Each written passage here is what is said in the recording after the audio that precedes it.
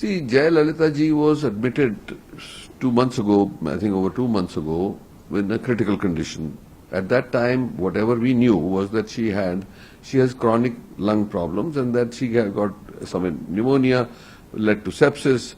So one thing led to the cardiac other. She arrest became quite என்பது critically இதயம் தன் ill. செயல்பாட்டை There was very நிறுத்திவிட்டது serious, என்று அர்த்தமாகும். thoughts ke baby will இதயம் be able தன் to come out செயல்பாட்டை of it. நிறுத்திவிட்டால் But then உடலை the recent இயக்கத்துடன் reports showed வைத்திருப்பதற்காக that she had come out of it உதவுவதுதான் and she was recovering ECMO well and கருவியாகும். so much so that, இதயம் the doctor was செயல்படாத saying she போது can go home மூளை, anytime she சிறுநீரகம், wants to, கல்லீரல் all those ஆகியவற்றுக்கு things. So there was a lot of oxygen hope. நிரப்பப்பட்ட இரத்தத்தை But செலுத்த suddenly yesterday, ECMO கருவி உதவுகிறது. it took a ECMO கருவி மூலம் மீண்டு வர 50% வாய்ப்பு இருக்கிறது.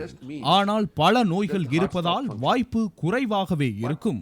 And this is definitely a second chance, but it also shows that the situation is very critical.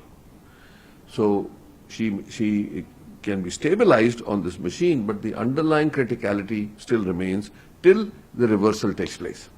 Jayalalithaa இரண்டாவது முறை மீண்டு வர வாய்ப்பு இருந்தாலும் அது மிகவும் குறைவாகவே உள்ளது. இதயம் செயல்பாட்டை நிறுத்திவிட்டால் ECMO கருவிதான் கடைசி வாய்ப்பு.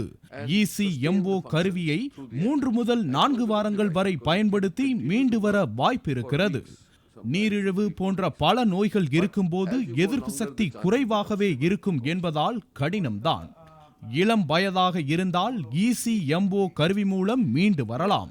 ஜெயலலிதா ஒரு போராளி என்பதால் அவர் மீண்டு வர வாய்ப்புள்ளது. கவலைக்கிடமான நிலையில் உடல்நிலை சீராக இருக்கிறது என்று கூறுவதால் ஜெயலலிதா மீண்டு வர வாய்ப்புள்ளது. So the clarification here that you're asking for is that she's still critical, stable. That's what we normally say, critical, stable. That means that there is an opportunity that she may come out of it. That's the crux of the whole thing.